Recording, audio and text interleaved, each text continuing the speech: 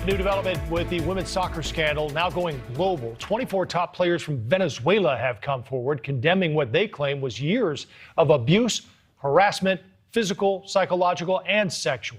This is just the latest in the recent reckoning in women's sports, triggered by the allegations facing U.S. soccer coach Paul Riley, who's accused of sexual coercion. Someone we wanted to hear from on this is six-time boxing champ and Hall of Famer Christy Salters Martin. She was famous for her accomplishments in the ring, but something far more sinister was happening in her personal life. She was the victim of an extremely abusive relationship with her husband, who was also her trainer.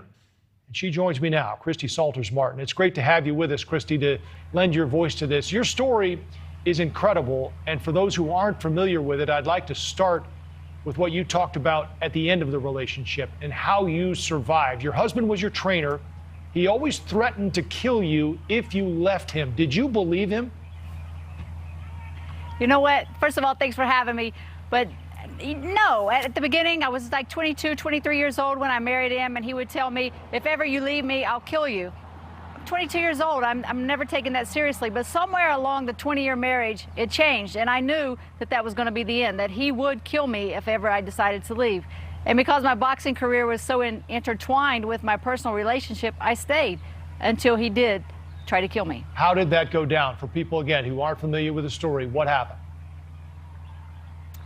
Well, I finally, after being addicted to cocaine that he was supplying for about 4 years, I just decided this isn't who I am. I'm gonna live real. I'm leaving. And that's what I told him, I'm leaving. And when I told him I'm leaving, he said, I'll kill you if you leave me. And I turned around, I looked him right in the eyes, and I said, do what you have to do, Jim.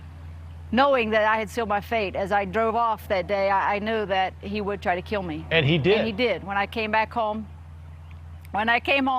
he stabbed me repeatedly, punctured my lung, tore my ear off my head, pistol whipped me, and then when I wasn't dying fast enough, he came in, stood at my feet, and shot me point blank with my own 9mm. It's just amazing. How you survived is incredible. We'll talk a little bit more about the documentary that's coming out if people do want to learn more about what your survival story has been. But I want to ask you about your similarities to the stories that we've been hearing, both in the gymnastics case and now also in the women's soccer case. Your case was a little different because it involved an abusive domestic relationship versus a coach abusing his power, but it was really for you both because he was your husband and your coach and your trainer.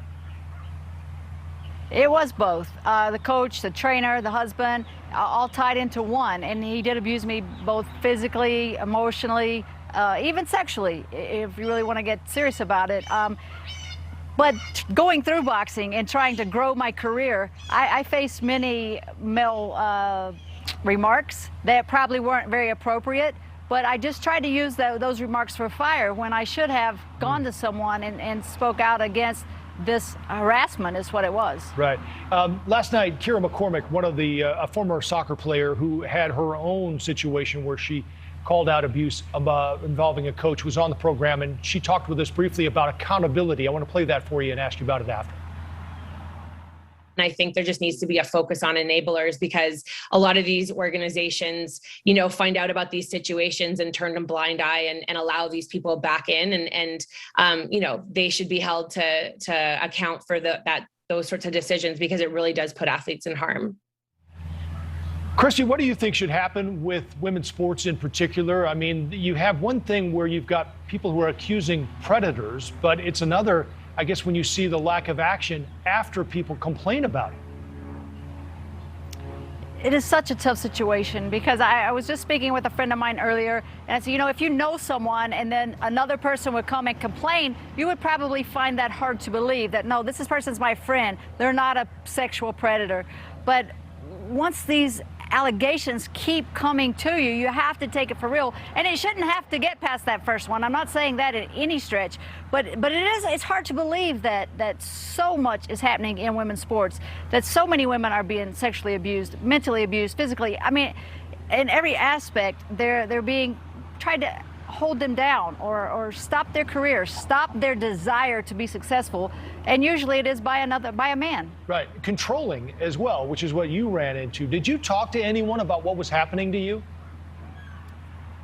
I didn't talk to anyone, probably for a lot of the same reason that other women in sports don't talk to anyone, because if your career is on the rise, the last thing you want to do is rock the boat. You want to keep everybody on board and everybody moving forward. So if you speak out, then you're the one that's ostracized. You're the one that's left out of the rise. So I didn't. I never talked to anyone.